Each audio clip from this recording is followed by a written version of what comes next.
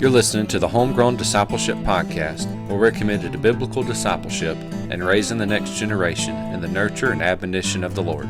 You can find more information online at homegrowndiscipleship.com. All right, and welcome to the Homegrown Discipleship Podcast. My name's Justin Carter. I'm the pastor at Sackett Baptist Church in Cedartown, Georgia, and the Homegrown Discipleship Podcast, we like to talk about biblical discipleship, and especially how that relates to the home and how the home should be the primary place of discipleship for a Christian family. And, parents are to be the primary disciple makers. And it's so important that we realize our obligation, our duty, our opportunity that's right in front of us to evangelize our own children and to disciple our own children in the nurture and admonition of the Lord. So that's a lot of what we talk about at Homegrown Discipleship. And we obviously talk about things within the church and church life, and then how discipleship plays a role in that, how that's the central mission really that God has called us to in Matthew 28:19, to go and to make disciples, baptizing them in the name of the Father, the Son, and the Holy Spirit, teaching them to observe all the things that I've commanded you. And at the heart of homegrown discipleship is Deuteronomy chapter 6. So this is nothing new in the Bible. This is not a new concept. This is a very old concept. Deuteronomy 6 is the Shema, and it tells us, Hear, O Israel, the Lord your God is one, and you need to let everybody know about it, essentially, is what Deuteronomy 6 says. When you lie down, when you wake up, when you walk by the way, you should teach these things to your children. Be diligent in teaching them these things. So that is a lot of what we talk about. I want to mention and focus on this podcast, talk about something that has definitely been in the news for quite some time, and something that I know has probably been on your heart as well in so many ways, with the issues that are taking place in the Ukraine and the war that has been taking place there. It's just been heart wrenching in so many ways, and has definitely been something that is hard to fathom, hard to put our mind around, concerning how these things can happen. Um, but they do, and this is the effect of a fallen world in so many ways. And so, I want us to take some time and really focus on the idea of how do we talk about this to our children. Because if you have children like me, they are quite inquisitive at times, and they are young, but they ask a lot of questions, as children tend to do. And so we don't always have all the answers, right? I mean, there are things that are difficult to answer, and things that as parents maybe we don't feel equipped or prepared to answer. I have so many questions, about Ukraine, and what the next steps are supposed to be, and the politics of it, and I mean, especially the implications. I mean, is this gonna affect us? Does this change our life, and how does it do that? Um, obviously, it's already impacting us at the gas pump, and on top of inflation and so many other issues. And so, it doesn't seem to be slowing down any. It seems to be getting worse. And so, I want to just take a brief moment and kind of back up a little bit and talk about the whole issue of Ukraine and just some general context. And then more specifically, how do we answer these questions when our kids are asking us about the issues of the Ukraine war, devastation? How do we answer that? And what are some things that we can think about as we answer those questions? So, just to take a 30,000 foot view of the issue in Ukraine, a little bit of historical context, I guess. We know that Vladimir Putin, who is the president of Russia, is a former KGB agent, and he has had visions of grandeur for quite some time about reinstating an old Soviet Union. It's essentially bringing Russia back to what it was before the fall of communism in the Soviet Union in 1991 or so. And he has wanted to take over the former states that were in the Soviet Union. Now, these are sovereign countries. These are countries that have had their independence for over 30 years now, and they have their own constitution, their own government, their own parliament and presidents and everything else. And so Russia does not control, or they should not control, these countries anymore. Um, but again, because of Vladimir Putin's background and his aspirations, his desire to take over those former Soviet states, and then some would even say that he has ambitions beyond those particular countries. Ukraine is a part of what used to be the former Soviet Union. And these are questions geopolitically that really are going to impact Europe in very real ways. Um, and so, he decided. He was unprovoked. There wasn't anything that was done to him in order to invade the Ukraine. Nothing done to Russia or to Vladimir Putin that would provoke him to invade the Ukraine. He decided to do it on his own. What's interesting is that he doesn't really have a ton of support within Russia. So it is important to distinguish to make the difference between the people of Russia and the leaders of Russia. Vladimir Putin has been in power for, I don't know, I think about 20 years. And the reason he stayed in power, many people argue, is that he has rigged the elections. Um, and so, anyways, that's kind of where we are and what he wants to do, and the context, the historical context behind it. So he has this idea of what he wants to create for the future. Ukraine is part of that. So um, it's wonderful to see the strength of the Ukrainian people. I mean, it's amazing to see their response, because they are willing to sacrifice a great deal in order to retain their independence and their sovereignty as a country, and they do not want to be controlled by Russia. There's a lot of other issues that come along with that. There's a refugee crisis right now because over at this point, over 2 million Ukrainians have left the country, and many have stayed to fight, but 2 million have left the country to take refuge in countries like Poland, Romania, Moldova, so many other surrounding countries where they can find refuge as refugees. We just took up an offering here for a pastor in Moldova for him and his church. They're taking in 35 refugee families. And so we sent almost $3,000 over there last week. Butch and others have helped to collect that money and to send it directly to Pastor Vasily in Moldova for their humanitarian efforts. And so we have an involvement in many ways with the International Mission Board. You can go to sendrelief.org, and that's one of our mission partners with the Southern Baptist Convention. You can also go to Word of Life, WOL.org. Word of Life has a very sustained presence in Eastern Europe and in the Ukraine, and they're doing a lot of relief efforts and shining the light of the gospel in a very difficult circumstance. So that's a little bit of the context, a little bit of the involvement, and a little bit of the historical perspective of what's taking place and why these things are happening. So, what sort of questions, are kids going to ask, and how do you respond to those questions?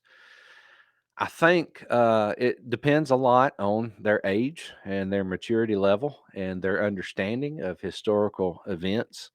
Obviously, an older child is going to have more detailed questions, probably, and they may think more abstractly.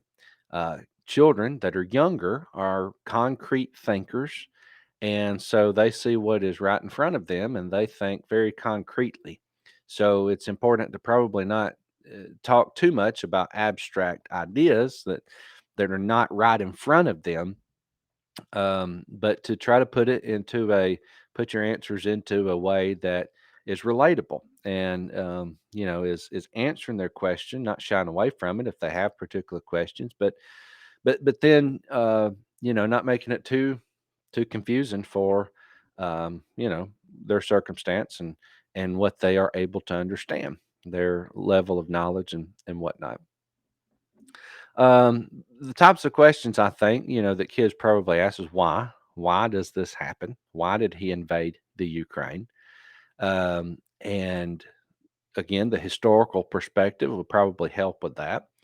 Um, I think kids can relate, because when you think about issues of bullying or issues of people having tantrums about not getting their way, that sort of thing, that's very relatable to what's taking place here with Russia, with Vladimir Putin.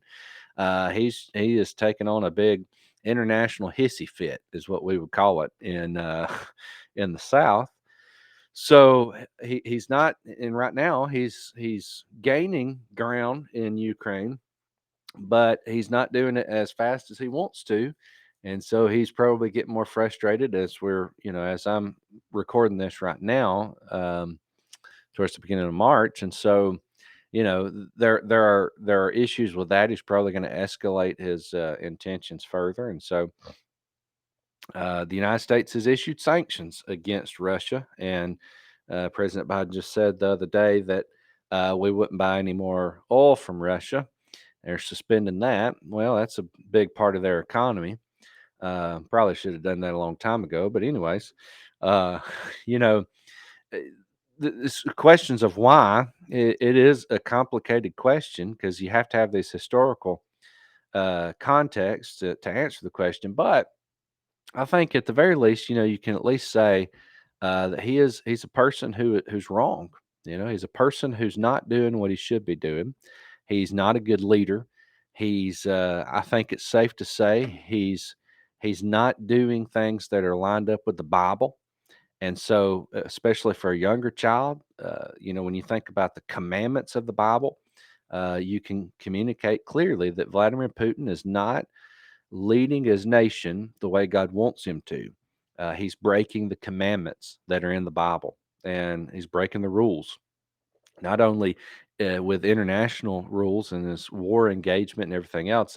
It's already well established that he's a war criminal at this point, but he's breaking the laws of God and treating other humans with dignity and respect and as fellow image bearers. And so, that's an important concept for kids to understand, that he has to be stopped. That there is good and evil in this world, and he is being utilized, and he is helping to advance forces of evil. And I think it's very good to use that sort of clarity in our language, especially with our kids. We don't need to beat around the bush with it. This man needs to be stopped in what he's doing. And the United States and other countries need to be a force for good. And I think that that's exactly what God would want us to do. I think as the other questions that they might have is what's taking place in Ukraine, and that's a difficult question to answer because there's a lot of death right now. There's a lot of people who are struggling. There's a lot of people who are fighting for their life and their livelihood and for their children. And so there's a lot of destruction that's taking place right now. Again, younger children, I wouldn't go into too many details about the amount of devastation, the amount of destruction, but I would be clear, that war is not a good thing. It's a very hard and difficult thing, and there are people who lose their families, and there are people who lose their lives in war, and it's a hard thing to think about, but that's the reality. And these things are a result of our fallen nature, as an older kid, especially an adolescent, I think you could get more specific. I think you should probably tell them some of the details, some of the numbers, how many people are dying, how many people are, how many civilians are being targeted, and then they can take a lesson from the Ukrainian people and the leader, the president of the Ukraine, President Zelensky, has been. Uh, very instrumental in standing up for the Ukrainian people. And so, uh, again, on top of this, with the historical context, President Zelensky was elected a couple of years ago to fight corruption in Ukraine. Ukraine is not a perfect country, and their government has not been perfect in how they've done things themselves. But President Zelensky was elected to push back against some of that corruption, and I think that may be an important point to recognize. You know, that he is standing up for good, and we hope that we hope that Ukraine prevails in that instance. So, then I think with older kids, you might could even talk about the dangers of nuclear weapons, because that's what really is making this issue so important in our time. This is what really is driving so much of the conversation, so many of the decisions concerning Ukraine and Russia. Russia is a nuclear power.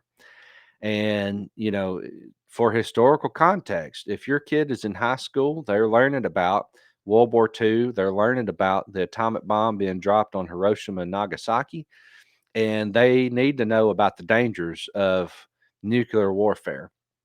And we have had this long standing policy with Russia and other nuclear powers that we realize if you have nuclear weapons like we do, then there's this thing called mutually assured destruction, that we don't want to really use nuclear weapons because that could lead to devastation on both sides, millions of people dying because of nuclear weapons. That's the world that we live in, the age that we're engaged in warfare in. And so that's a tough thing. And I definitely wouldn't talk too much about that with younger kids, because you don't want them to be overwhelmed with these sort of ideas. But as kids get older, they need to know about the world a little bit, and I would gradually introduce those ideas to them, the struggles, the real life implications there. Um, One thing I think that's important is to uh, not put too much on your kids concerning these issues. When you start answering these questions, it really gives you more questions. And if our political leaders, if diplomats, if military generals, if they don't have all the answers to the issues that are facing right now, your kids probably don't either, right? So I wouldn't put too much on them to try to answer the solution to these problems, but I do think it's important for them to think about it, and then most importantly, from a Christian perspective, what are we supposed to do? Well, I think we're supposed to engage, in these sort of issues from a Christian perspective. How are we supposed to lead our children, lead our families through these issues? One is definitely to pray, and I think this does a lot for our kids and for our families. One, it cultivates a concern for others. It's a very biblical thing, a very good thing for your child to pray for the needs of other people. They help to learn empathy. It helps them learn empathy. It helps them to know the prayer requests of their brothers and sisters in Christ on the other side of the world. And there's a few different ways you can do that in a very organized fashion and a very intentional fashion of prayer in the season of war between Russia and Ukraine. Send Relief has a great prayer guide that's been shared around Facebook, social media, and websites and everything. And they came out with a prayer guide to the Ukrainian response. You can go to sendrelief.org and you just click on the prayer guide, and it'll lead you through just 10 different things to pray for. And so here's some examples. Send Relief is a ministry organization with the International Mission Board and the North American Mission Board, and so they provide humanitarian relief, and they also have people on the ground praying for the people that are struggling and sharing the hope of the gospel with them. But here's some things they encourage you to pray about: the people of Ukraine as the war progresses. Pray for strength, courage, perseverance as their homelands devastated by war. Pray for safe passage out of war zones for those that are refugees. Pray for the government leaders during these tense times. Pray for President Zelensky. Pray for the millions of displaced refugees that are forcibly removed from their homes.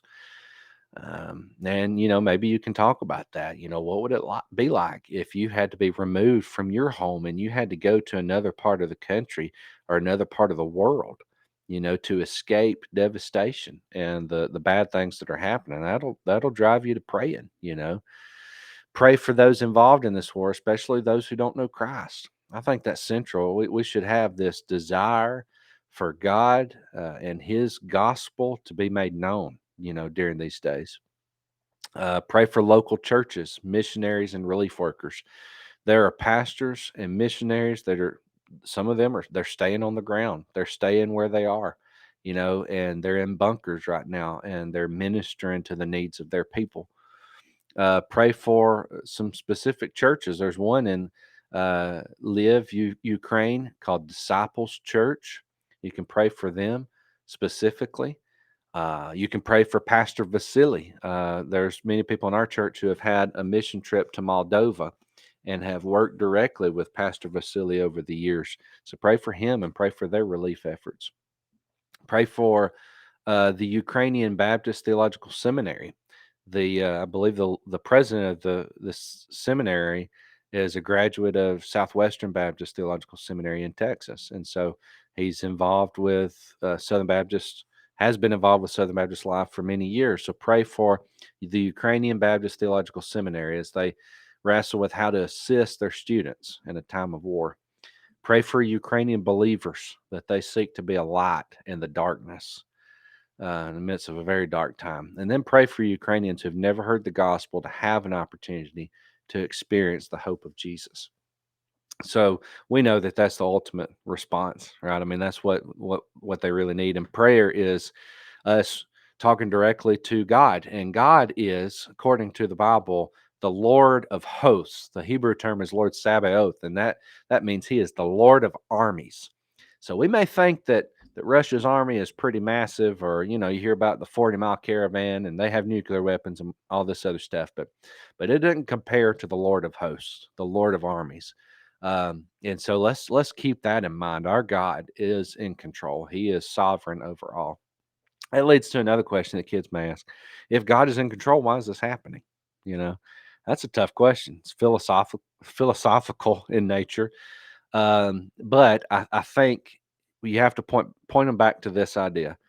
This is a fallen world, and it's fallen not because of what God did, but because of what we've done, and specifically what Adam and Eve did in the Garden of Eden, but how we have perpetuated the sin nature that all of us struggle with. And so God gives us an opportunity out. He gives us an opportunity to spend eternity in heaven with Him for forever and ever. And it's through Jesus, through believing in Jesus. But while we're here on this world, in this world, it is a broken world. It is a world that is in need of the gospel. And so God intervenes, and God orchestrates things, and God is intricately involved in our lives and the details of our lives. But the reality is that this world is fallen because of the fallenness of man. And there'll come a time when God sends Jesus to make all things right. And there'll come a time when there'll be no more war, no more destruction, no more poverty, no more disease, no more COVID. There'll be a time when God brings all of this to an end, and He does make sure that righteousness prevails. But where we are right now, we just pray for God's intervention. This is the world that we live in right now, and it's not because God is lacking in his control, or that God is lacking in His compassion, because God didn't make us do these horrible bad things, or make Vladimir Putin do these horrible destructive things. I believe it really is a sign of our fallenness as a human race. And so um, that's where the hope of the gospel comes in. That's where we tell them about Jesus, that there is a better way, and it is through reconciliation with the gospel of Jesus Christ. So pray first and foremost. That's so important. And there's a prayer guide again at sendrelief.org. But then also, another way to pray, I've been encouraging our folks for the next 2 weeks to pray like Daniel for the Ukrainians and the situation there in the Ukraine. Daniel prayed 3 times a day, and he was faithful in that. And so that's what we're encouraging our folks to do. Pray 3 times a day. Pray morning, noon, and night. And it can be a simple prayer. It could be just something that's on your heart, but to pray faithfully for them over the next 2 weeks. That's what we're encouraging our folks to do. And I got where you can send out. I send out text message prayer requests. I'm going to do that over the next 2 weeks. You can text @pray Daniel to the number 81010 @pray Daniel to the number 81010. And so I'll just send you some updated, text messages, um, things you can tell, things you can pray about, just whatever's taking place, the Ukrainian situation, just pray specifically for that. Other things you can give, and kids can get involved in this. I think it's good that they do. Um, Again, the two ministry partners that I mentioned, um, with uh, with sendrelief.org and then WOL.org, Word of Life. Those are two very wonderful ministries, mission boards that are doing direct work with the Ukrainian situation. Samaritan's Purse, also a great ministry that is headed by Franklin Graham. And so maybe you want to do a project. You want them to save their money, to save their chore money, or something along those lines, and to give to those relief efforts. I know that God would be glorified in those efforts. So I think to pray, to give, and that's where we are right now. But then also to trust in the Lord. It's not directly impacting us in a way that right now in the United States, this could cause us our life, or even our livelihood. Gas prices are going up, but we'll be all right. I mean, it's tough. It is so tough. Inflation's difficult, and there's going to be some things that, I mean, some families may even have to make some hard decisions about cutting finances in different areas and that sort of thing. But overall, your life is not in danger right now. There are some things to be concerned about with um, cyber warfare. I think it is a concern, and whether or not you want to talk to your kids about that may be something that you do. But we should make preparations, and we should realize the dangers there. And Russia has been very involved in cyber warfare in the past. But as a whole, we're not facing the same threat that the people of the Ukraine are. And so I think we realize that. But in the midst of all this, we trust in the Lord. As our kids learn about these issues, I hope and I pray that it helps to strengthen their faith. We just ended a study through the book of James, and in the book of James, towards the latter part of it, James says to stand firm, to establish your faith, and that means to strengthen your heart.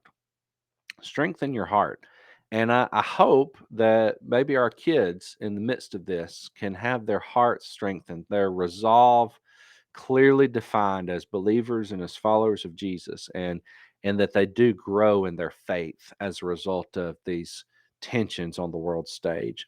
So again, these are tough issues. These are tough times to answer some of these questions and whatnot. And I know there's no way I could have every possible answer to how to address this with your kids. And sometimes when I talk to my own kids about certain things, I sit back and I think, man, I don't know if I said the right thing at all. But be in the scriptures, be in prayer and seek discernment from the Lord. And I just believe He'll guide you through it. Well, thank y'all for listening to Homegrown Discipleship. You can find more information online at homegrowndiscipleship.com. You can listen to us on your favorite podcasting app. You can go to Apple, iTunes, or Google Play, or Spotify. Or you can go to YouTube, and you'll be able to see our Homegrown Discipleship podcast. And hope y'all have a wonderful day, and we'll see you next time.